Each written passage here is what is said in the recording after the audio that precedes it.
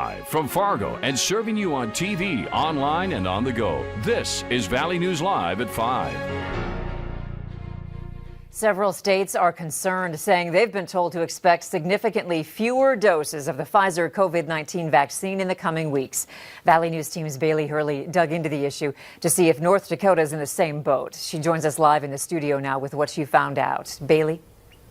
Yeah, Andrea, the North Dakota Department of Health says they did receive revised COVID-19 vaccine estimates from Operation Warp Speed, saying next week North Dakota will receive around 13,000 Moderna doses, which officials say hasn't changed from previous estimates. However, they say the state will get around 3,000 less Pfizer doses.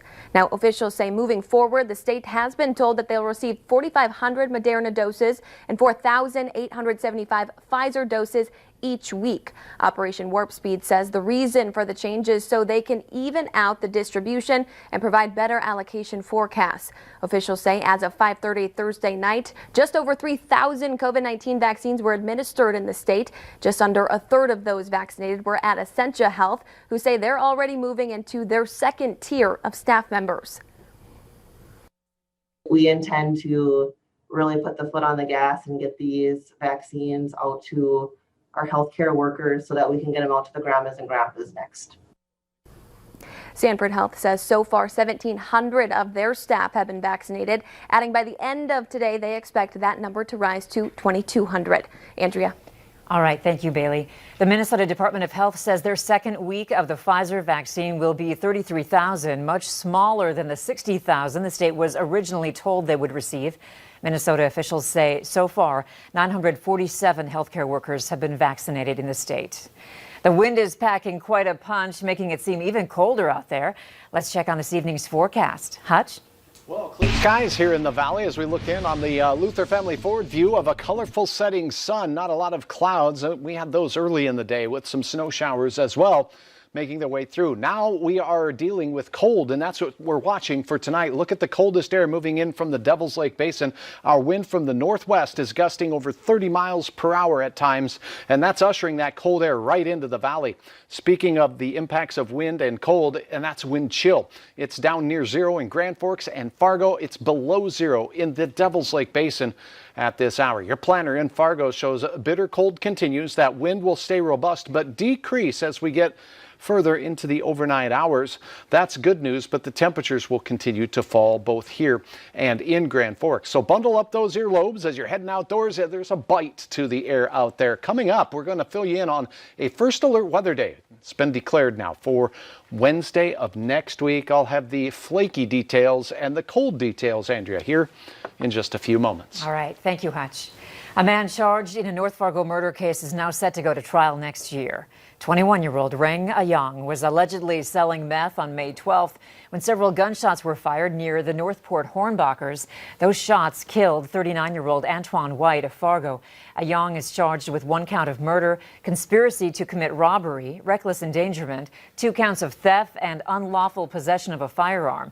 Court records show Ayang's trial will start March 2nd and last through the 10th. Fargo police are alerting the public about a high-risk sex offender living in the metro. Police say 32-year-old David Gunderson lives at 735 14th Street North in Fargo. Gunderson was convicted of gross sexual imposition in 2013 in Cass County. Court documents say the 17-year-old female victim awoke after passing out from alcohol to find Gunderson having sexual intercourse with her. He was also convicted of sexual abuse in 2005 in juvenile court in South Dakota. The Bemidji Police Department is asking for your help in finding a missing 17-year-old girl. Authorities say Elizabeth Dominguez was last seen in the southeast part of town around midnight. It appears she left the area on her own. She is 5'3", 146 pounds, with brown eyes and orange hair. She was last seen wearing a brownish Nike sweatshirt, blue jeans, and silver Nike swoosh shoes. Elizabeth has a tattoo on her right forearm. If you know where she is, contact Bemidji Police at the number right there on your screen. Also, Bemidji police are asking that you be on the lookout for another missing teenager. She's 15 years old. Authorities say Kayleen Burnett was last seen at the Northern Star Apartments. That's the 800 block of 26th Street Northwest around 1 this morning. It appears she left the area on her own. No suspicious activity was reported.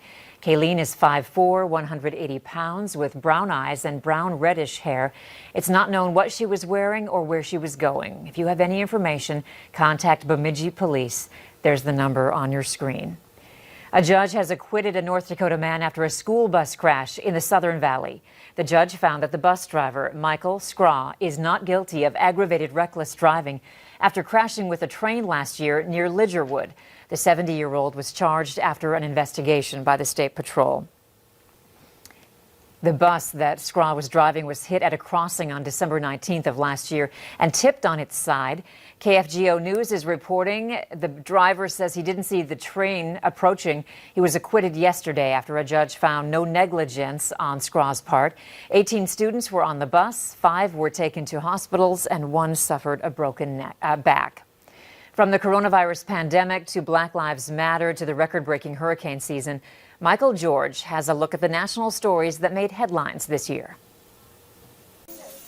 2020 will forever be remembered as the year of the coronavirus. COVID-19 ravaged the United States, killing more than 300,000 nationwide and infecting more than 16 million, pushing hospitals to the brink. Every day it's the same. COVID patients, people sick, people on ventilators, people dying. The global health crisis exploded in the New York City area before eventually spreading across the country. Some states implemented mask mandates, while other states resisted. I'm gonna give you a squirt.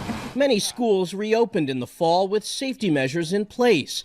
Others kept classrooms closed, offering virtual instruction. Black Lives Matter! Black Lives Matter! 2020 saw a renewed focus on racial inequality and police brutality following the killing of George Floyd in May in Minneapolis. I can't breathe! Protesters nationwide chanted, "I can't breathe," echoing Floyd's words as he lay pinned under a police officer's knee for more than 8 minutes. Most demonstrations were peaceful, but some escalated into riots and looting. Floyd's death led to calls for justice for other cases, including Breonna Taylor in Kentucky in March and Ahmaud Arbery in Georgia in February. The United States experienced a historic hurricane season. There were so many storms, the National Hurricane Center exhausted names and started with the Greek alphabet. Officials blamed climate change for the extreme fire season out west. I lost 95% of my belongings. More than 4 million acres burned in California alone, setting a new record.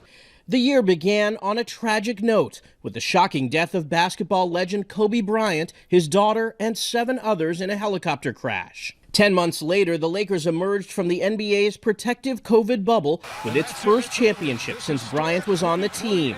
And the Kansas City Chiefs won their first Super Bowl in 50 years before the virus changed everything. In abbreviated seasons, the LA Dodgers won the World Series and Tampa Bay won the Stanley Cup. Ignition. Liftoff. 2020 blasted into a new era of space travel. SpaceX became the first private company to send 2 NASA astronauts into orbit. Nearly 6 months later, a SpaceX rocket carried a crew to the International Space Station. The astronauts named their capsule Resilience in light of this year's global challenges. Michael George, CBS News. Among the 4 astronauts is Victor Glover, the first black astronaut to spend an extended period aboard the space station, which is about 6 months. House Speaker Nancy Pelosi and Senate Majority Leader Mitch McConnell each received COVID vaccines today. Each leader was vaccinated with the first dose of the Pfizer vaccine after Congress's attending physician urged lawmakers to sign up. The physician cited federal guidelines designed to ensure the continuity of government during the pandemic. Speaker Pelosi says Congress continues to negotiate another COVID relief package, which would include funding to make sure Americans have access to vaccinations. The Morehead Public School District is changing its learning model and hopes to bring elementary students back to the buildings. The district says it hopes to bring pre-K through second graders to school buildings on January 5th for in-person learning. Grades 3 and 4 should be back on January 19th, and grades 5 through 8 should be back on February 1st, pending approval from the state's regional response team. Currently, all Morehead Public School students are distance learning. Morehead High School is expected to remain in distance learning, but the district says it's exploring hybrid options for certain classes. A 7-year-old boy from Kentucky put a smile on the faces of those who work at the Grand Forks Police Department. Aiden wrote Christmas cards to everyone at the department. That's over 100 cards. The department says this is Aiden's second year having a goal to bring smiles to first responders around the country. You can follow along with him on his Facebook page, Aiden's Journey.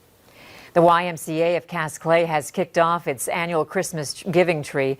In past years, the YMCA has helped bring Christmas to 150 families. But with such a challenging year, they received over 600 requests for gifts. Staff say the community came forward to really help meet the need. Our community has stepped up. They've bought toys, they've donated money, they've shopped. It's just been an awesome feeling. It's stressful, but it's awesome. If you would like to take part, there's still time. Any new unwrapped gifts can be dropped off at the Furco YMCA location this weekend.